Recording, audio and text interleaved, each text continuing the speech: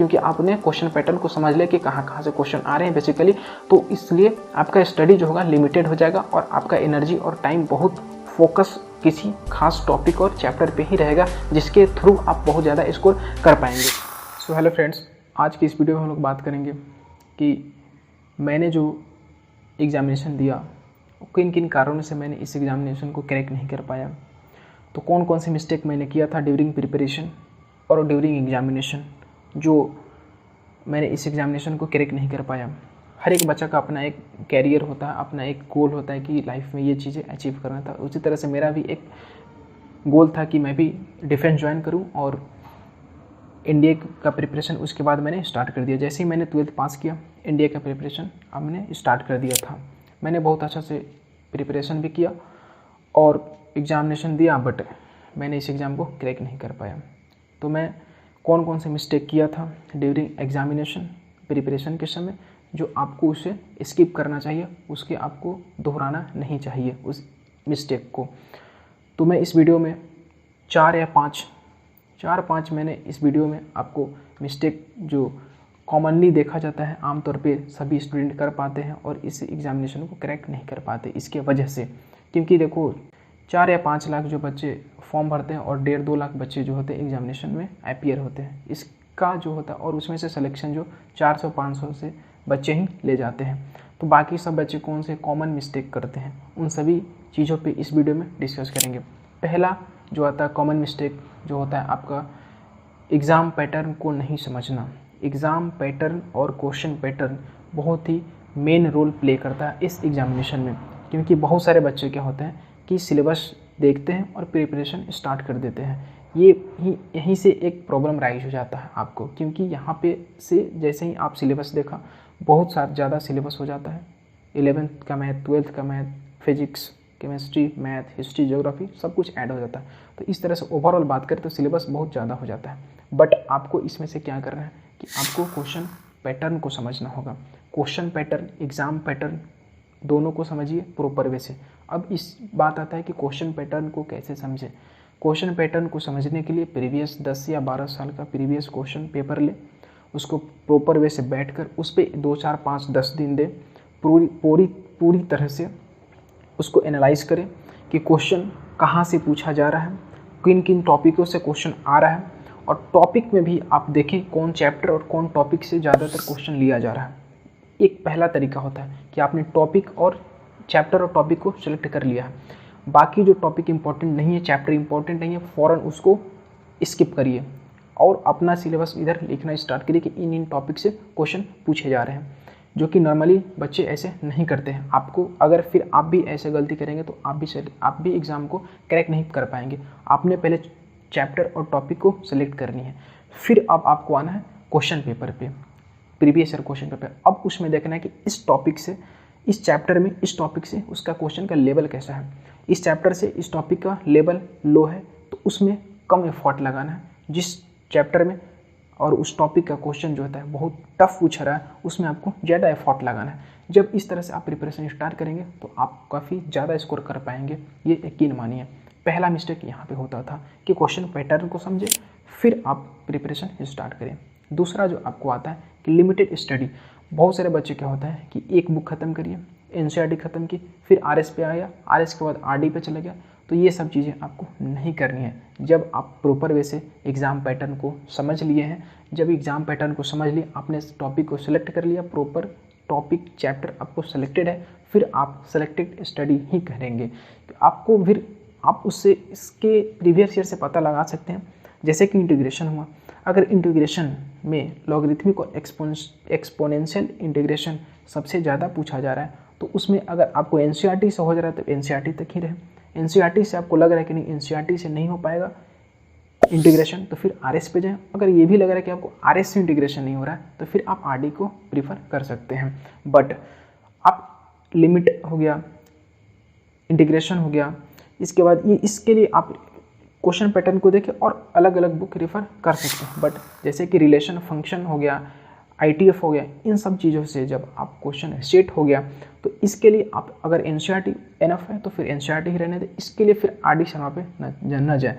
यहाँ पे ज़्यादा एफर्ट लगाने की कोई ज़रूरत नहीं है, कम एफर्ट में आप स्कोर कर पाएंगे, क्वेश्चन कर पा रहे हैं तो फिर इट इज़ एनफ, फिर आपको आगे की ओर नहीं जाना है। तो ये एक प्रॉपर स्टडी होना चाहिए, लिमिटेड स्टडी होना चाहिए, लिमिटेड सोर्स होना चाहिए। बहुत सारे सोर्स से आप भागेंगे तो फिर आप टाइम आपका बहुत ज़्यादा, एनर्जी भी लगेगा और टाइम भी लगेगा, लेकिन उसका आउटकम बहुत कम देखने को मिलेगा। तो इस गलती से भी आप बचाएं अपने आप को और इधर सबकी भेड़ चाल में चलना बंद करें।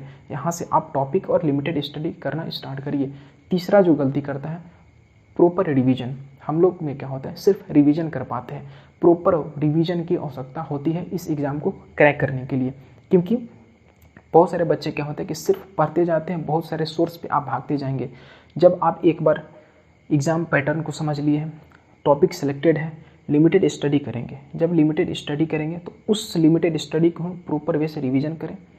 रिवीजन इस तरह से करें कि जितने भी आप क्वेश्चन, जितने भी टॉपिक वो आप पढ़े हैं, उससे रिलेटेड कोई भी क्वेश्चन आता है तो एग्जाम में वो छूट ना पाए, वो क्वेश्चन आप कर पाएँ, प्रॉपर वे से उस क्वेश्चन को कर पाएँ।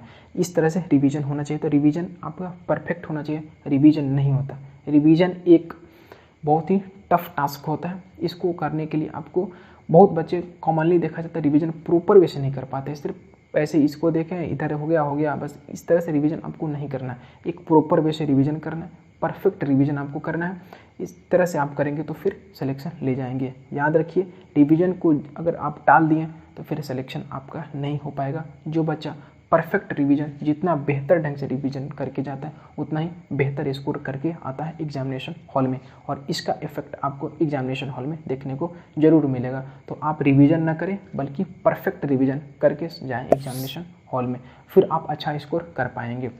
चौथा अगर बात करें तो चौथा होता है प्रैक्टिस और ट्रिक। क्योंकि मैथ के क्वेश्चन आपको प्रैक्टिस करना पड़ेगा और ट्रिक भी साथ साथ आ जाती है, तो आप ट्रिक के साथ आपको प्रैक्टिस करना चाहिए। क्योंकि बहुत सारे ऐसे क्वेश्चंस होते हैं जिसमें आपको ट्रिक अप्लाई करेंगे तो बहुत ही आसानी से आंसर ला सकते हैं, अदरवाइज वो आपको बहुत सारे टाइम टेकिंग होता है क्वेश्चन और आपका बहुत सारे टाइम कंज्यूम कर लेगा। ठीक है, तो बहुत सारे क्वेश्चन हैं जहाँ पे ट्रिक अप्लाई किया जाता है, तो वहाँ पे आप जो लगता है कि यहाँ पे ट्रिक यूज होगा तो आप वहाँ पे यूज करें और ट्रिक पढ़ें, क्योंकि वो आपको टाइम बचाता है। बात आती है प्रैक्टिस आप सेलेक्टेड टॉपिक जो है उस पर काफ़ी बेहतर ढंग से, क्योंकि आपने पूरी तरह से सर्वे किया, केस स्टडी किया पूरी तरह से 10-15 साल के प्रीवियस ईयर क्वेश्चन पे, इससे आपको अनुमान लग गया होगा कि कहाँ से टॉपिक से ज़्यादा क्वेश्चन आ रहा है, किस टॉपिक से लेवल क्वेश्चन का हाई है, किसका नॉर्मल क्वेश्चन पूछ रहा है, तो वहाँ पे अपना उस तरह से एनर्जी एक्सपेंड करें। तो ये था आपका रिवीजन और प्रैक्टिस और ट्रिक की बातें। अब आती है दो इम्पोर्टेंट जो बहुत ही अच्छा रोल प्ले करता है, आपको पूरे मेहनत को गिरा सकता है एक दिन में। क्योंकि जो आता है आपका सेल्फ डाउट अगर से बचें, सेल्फ डाउट कभी ना करें ड्यूरिंग एक प्रिपरेशन। क्योंकि जितने भी आपने एफर्ट लगाया है, एक बार आपने सेल्फ डाउट अपने आप पे सेल्फ डाउट किया, कॉन्फिडेंस लो हुआ, आपका पूरा प्रिपरेशन नीचे की ओर जाना स्टार्ट करेगा बहुत ही। और कॉन्फिडेंट रहें, सेल्फ डाउट में नहीं।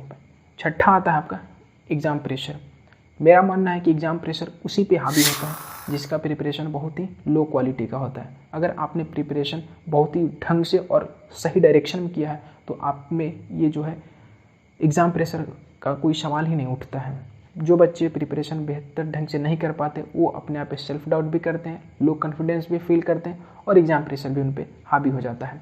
एक चीज़ आपको देखने को मिलेगा, आपने बहुत ही बेहतर ढंग से प्रिपरेशन किया है, फिर भी एग्जामिनेशन हॉल में एक ऐसा कंडीशन आता है जब आप भी प्रेशर क्रिएट होना स्टार्ट हो जाता है। लेट कर लेते हैं कि आपको मैथ का पेपर मिला फर्स्ट, आपने शुरू का 20 क्वेश्चन देखा, 20 क्वेश्चन में 20 क्वेश्चन भी आपसे नहीं बन रहा है, तो इस कंडीशन में आपको क्या होगा कि एग्ज़ाम प्रेशर आप पे हावी होना स्टार्ट हो जाएगा। एक ड्यूरिंग एग्जामिनेशन एक प्रेशर स्टार्ट हो जाता है और वो प्रेशर आप हैंडल नहीं कर पाए तो फिर आगे का भी क्वेश्चन आप करना बहुत मुश्किल हो जाता है, घबरा जाते हैं आप एग्जामिनेशन हॉल में और बहुत सारे आपको गलत सलत चीज़ें होने लगती हैं आपके साथ। तो इसे अवॉइड करने का, स्किप करने का एक बहुत ही आसान तरीका है कि आप पहले शुरू का 20 क्वेश्चन आप देखें, नहीं बना कोई बात नहीं, आगे का क्वेश्चन देखना स्टार्ट करें और टिक करते चले कि कौन कौन से क्वेश्चन मैं बना पा रहा हूँ और नहीं बना पा रहा हूँ।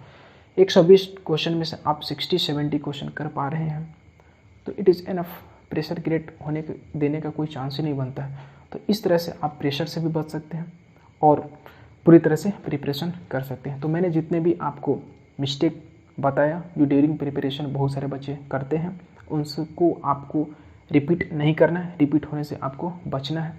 जितने भी आपको मैंने मिस्टेक्स बताया मैंने यहाँ पे आप स्क्रीन पे देख सकते हैं। पहले आपको एग्ज़ाम पैटर्न और एग्ज़ाम का जो क्वेश्चन पैटर्न को समझना होगा, दूसरा होगा कि आपको लिमिटेड स्टडी, और तीसरा जो है आपका रिवीजन नहीं बल्कि परफेक्ट रिवीजन आपको करने की आवश्यकता होती है इस एग्जामिनेशन में। चौथे की बात करें तो आपका प्रैक्टिस और ट्रिक की भी ज़रूरत होती है मैथ्स के क्वेश्चन सॉल्व करने के लिए। इस पर भी आपको फोकस करना चाहिए। आप सिंपली उठते हैं और 11th-12th का क्वेश्चन पढ़ के चले जाते हैं, जो कि बहुत सारे बच्चे लॉन्ग मेथड से सॉल्व करने लगते हैं और जो बच्चे ट्रिक से पढ़े होते हैं वो हाई स्कोर कर जाते हैं। तो आपको ट्रिक और प्रैक्टिस की बहुत ज़्यादा ज़रूरत होती है। सेलेक्टेड टॉपिक और सेलेक्टेड चैप्टर पे आप हमेशा याद रखें। उसके बाद आपका आता है कि सेल्फ डाउट और लो कॉन्फिडेंस कभी फील ना करें और एग्ज़ाम प्रेशर को हावी ना होने दें। उम्मीद करता हूँ कि ये वीडियो आपको यूजफुल लगा होगा।